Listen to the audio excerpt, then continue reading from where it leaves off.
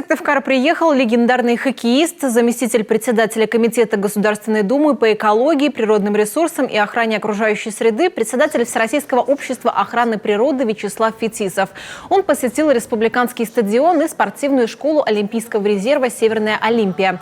Дал высокую оценку нашим спортивным учреждениям, напутствовал спортсменов региона.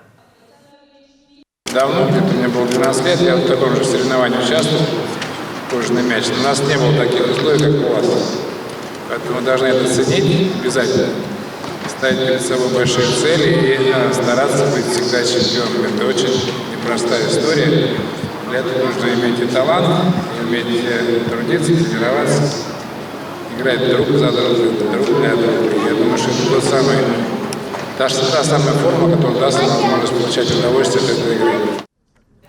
Вячеслав Фетисов – советский и российский хоккеист и тренер. Имя легенды советского спорта знают все, кто так или иначе связан с хоккеем. В 17 лет Фетисов был принят в основной состав ЦСКА, за который отыграл 16 сезонов, был капитаном, завоевал 3 Кубка СССР и 14 раз побеждал на чемпионатах страны. В 1981 году спортсмен в составе команды стал обладателем Кубка Канады. В 1989 году получил возможность играть в НХЛ.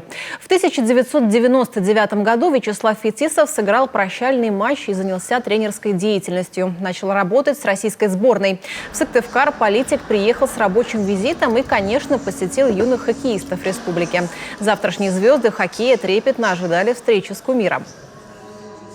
Я вот хочу сказать, для родителей, мы сегодня как раз вопрос у меня задался, а что вы хотите от детей? Чтобы они, как Саша Овечкин, забивали голы, зарабатывали там миллионы долларов или стали здоровыми людьми, целеустремленными и, в общем, умеющими постоять за себя и защитить тех же родителей своих. Могу сказать, что я порадовался, мамы сказали, что да, чтобы они стали мужиками. После общения началась показательная игра. Ребята очень старались показать все свое мастерство перед живой легендой. Конечно, не обошлось и без памятных автографов, объятий и добрых слов.